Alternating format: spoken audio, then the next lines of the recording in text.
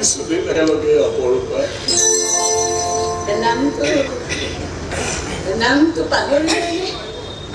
অপৰূপা নহয় ডক্টৰ অপৰূপা চৌধুৰী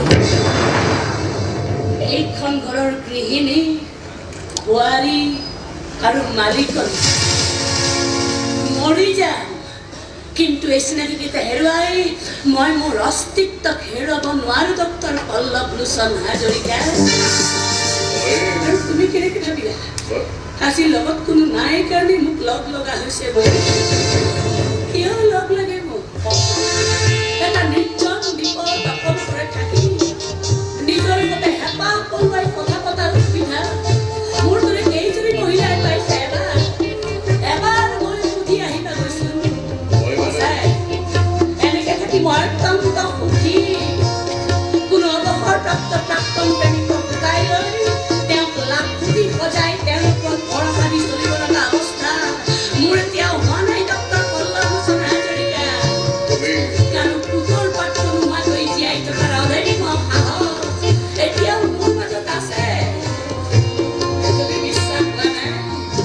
এনেকৈ মাজে মাজে দেখিবা তোমাৰ মানৱ কন্যাই তেতিয়াও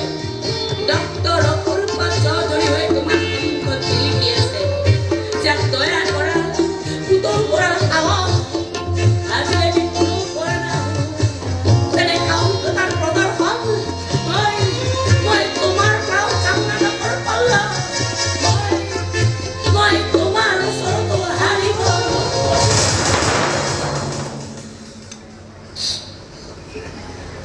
অভিনয় কৰিছা নহয়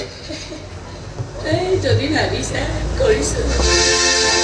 এটা অহংকাৰী কেতিয়াও খেও নবনায় কেতিয়াও হাৰ নবনায়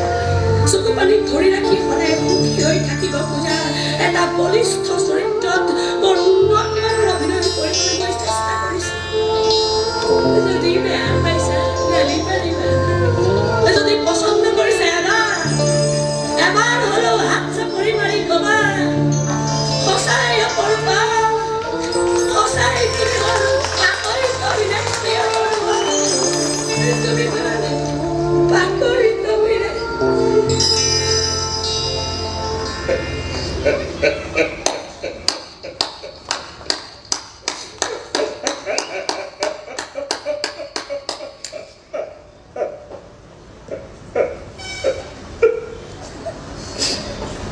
স্বীকাৰ কৰিছো অপৰূপা মই সঁচাকৈ স্বীকাৰ কৰিছো কাৰণ আপোনালোকে নহয় দুখৰ বছৰে দৰকাৰে হৃদয় ঠেকেচি ভাঙিব পৰা তুমি এগৰাকী বৰ নিষ্ঠুৰ বৰ বলিষ্ঠ অভিনেত্ৰী মই স্বীকাৰ কৰিছো doctor Aparupa Chowdhury You are the best actress in this world. And